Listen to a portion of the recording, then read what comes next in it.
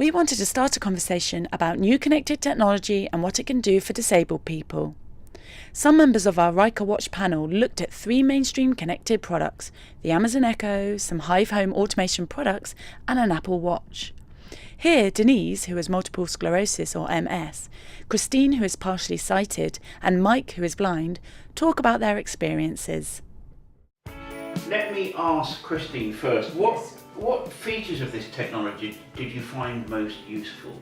The Alexa I found quite good because you can be doing anything and say, oh, add so-and-so to my shopping list. Brilliant. You don't have to think about it. Add a phone number. Brilliant. Things to do. You're not having to try and find your phone, try to get your computer out or finding your note taker. It's sitting there on the work surface in the kitchen and you just talk to it and it adds things to different lists that you want. Or if you want to change a radio station, you just tell it to do it. So I find it very good, it saves time and it's stress busting.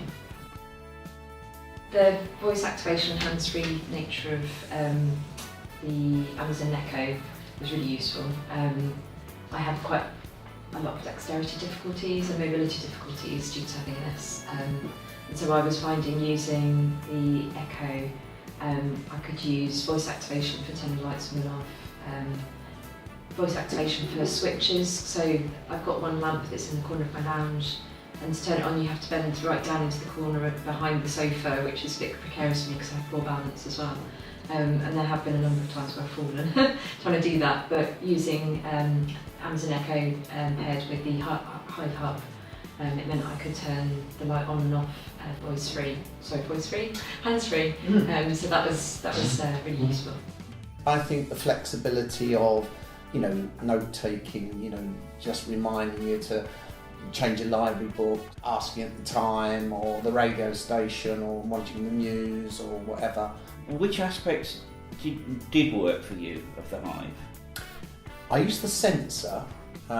Mainly, it was quite interesting because I've noticed occasionally cushions on the chair and hairs on the chair, and I've got a horrible feeling that Izzy now has been climbing onto the chair where I sit. And she's been found out. And so I put the sensor on the speaker in front of the chair, and then I managed to track all the motion that she was then doing, and found that it was about 4:30 in the morning. She then came and got onto the chair, and then 30 minutes later it activated it again and she got off. So that was quite good fun. Did any of you have experience of using the watch to interface with the phone in that way? Yes, I was in the garden hanging out washing and I had the Apple Watch on my wrist, but wasn't thinking about it. And I'm thinking, what's ringing? Oh dear, damn it, I've got to go and get Alison a flipping phone. Oh no, I can hear from here. Hello? It's very convenient, not for a long in-depth conversation or for buying anything or using anything private. For a quick call, to send a message, to receive a message, brilliant. What about from your perspective then? Because I have mobility sort of difficulties, I use crutches. I was finding when I was out and about, if my phone rings, I have to stop, kind of go to the side of the pavement, lean my crutches against the wall, go through my bag, because I have dexterity difficulties, it takes me time to get my phone out of my bag. So I found having the Apple Watch on my wrist really useful because it was to hand.